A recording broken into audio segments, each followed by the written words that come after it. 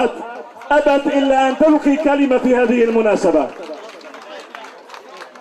أيها الضيوف الكرام، أيها الأهل الأعزاء، هذا يوم كبير وشرف عظيم بتحرير ابن الجولان البار الذي نذر نفسه للوطن، كما قال: إذا جف حبر قلمي اكتب في دمي سوريا يا وطني، وعسى أن يتحرر جميع الأسر ويعود جولاننا إلى الوطن الأم سوري. يرفع قائد الوطن الرئيس المفدى بشار الأسد علمنا السوري العربي فوق عبر الجولان الحبيب. نعم يا سيادة الرئيس، نعم يا سيادة الرئيس بشار الأسد، ها هم طلائعك في الجولان، بالروح بالدم نفديك يا بشار الأسد.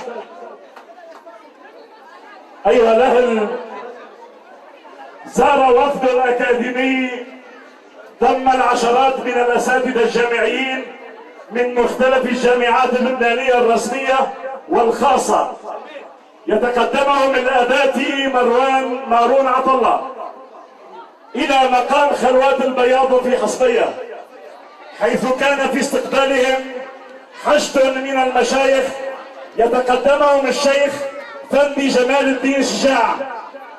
وبعدما رحب بالوفد باسم المشايخ، وجه الشيخ الشياع تحية إكبار وتقدير إلى أبناء الجولان العربي السوري المحتل لما يتعرضون له من إرهاب إسرائيلي يتمثل باعتقال العديد من أبناء الطائفة العربية، وكان آخرها اعتقال أحد شبان مجد الشمس وولديه بتهمة التعاون مع المقاومة في لبنان.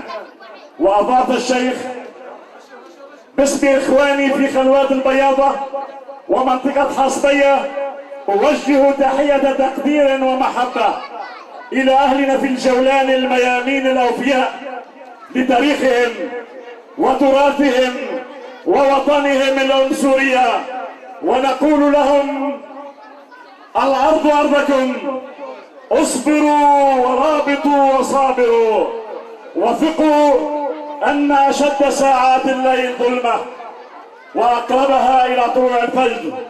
نحن وإياكم على عهد الوفاء والولاء والأرض والكرامة، نحن وإياكم على عهد الوفاء والولاء والأرض والكرامة باقون.